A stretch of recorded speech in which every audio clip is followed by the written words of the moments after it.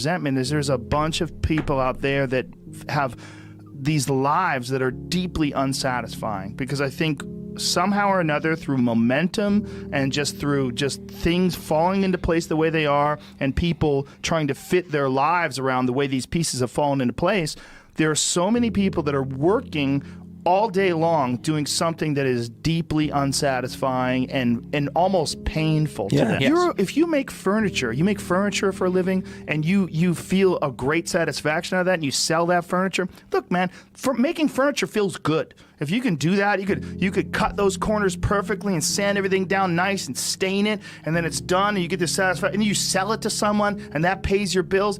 That is infinitely more satisfying than being stuck in some fucking cubicle working for someone that you don't want to work for, having to have these stupid fucking office meetings, talking to people in human resources, sitting down with your supervisor where they evaluate your job performance, and you're not really, you really need to be enthusiastic about this company. This company is your future. This kind of like, you're like, fuck, kill me now.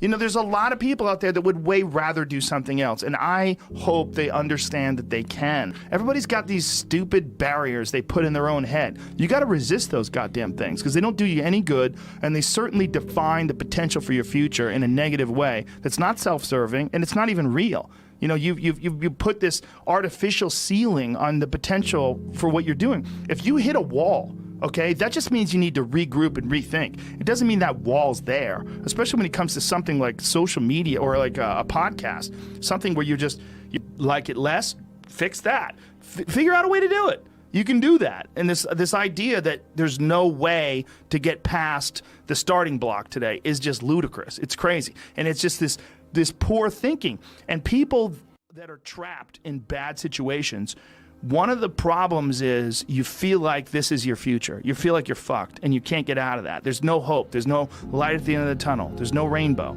And if you feel like that, that alone can be incredibly defining and limiting. But if you can look at yourself objectively and say, okay, I kind of am fucked here. I'm in credit card debt. I'm working in a shitty job.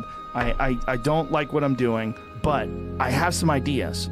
I need to feed those fucking ideas. I need to feed them and water them, and I need to set aside a certain amount of time every day to just try to make those things happen. You can do that. Wondering why other people's success, or wondering why other people are successful, is the refuge of losers. Wondering why other people are successful. Like, who gives a fuck? You can say you think it sucks, but to spend time wondering why someone is successful and hating on someone who's successful, it doesn't do any good. It's like, what is that old expression that jealousy is, it's a poison that does the opposite of its intended, is that your mind, you have a certain amount of bandwidth. This is why I don't read Instagram comments or Twitter comments or YouTube comments. Like, I don't have any time. If I read them, it's an accident. But to seek them out, like, you have bandwidth. I don't spend time wondering why I hate things or hating on someone or being jealous. You have, let's call it units. You have 100 units of bandwidth in your mind. So that means there's 100 units that you can spend on things you care about, or you could let your mind be occupied by some stupid fucking Twitter feud that you're in with some idiot that you don't even know, and you could spend 30% of your Twitter bandwidth or your mind bandwidth on this, and then you only have 70% for the things you love. And then maybe you're involved in some fucking relationship with someone who's an idiot, and you're arguing back and forth with them. Well, there's another 30% that's gone. Now you have 40% left. You have 40% for the things you love instead of 100%. But if you only concentrate on the things you care about that mean something to you, and I think that there's a lot of people out there that think somehow or another you're going to get to some place where you're living in silk sheets and you're getting your toes done while someone's dropping grapes into your mouth.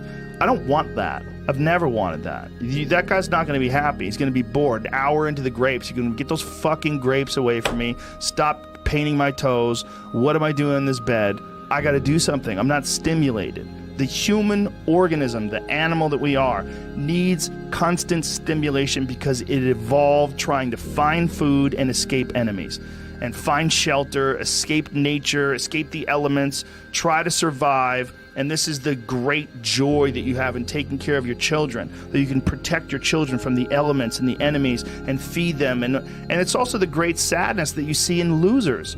When I see a loser, I see some guy who's 43 years old, lives in his parents' basement, and he fucking hates the world. I'm like, that was a baby. Man, this is a baby that somebody just gave shitty nutrients to, whether it's nutrients in the forms of food or in the form of thoughts and ideas and examples. And this kid developed these horrible, self-defeating patterns of behavior that have led them to this point where they're this middle-aged person with no future and no idea of how to get out of this rut, and probably never will escape it, and might just wind up sucking on a gun.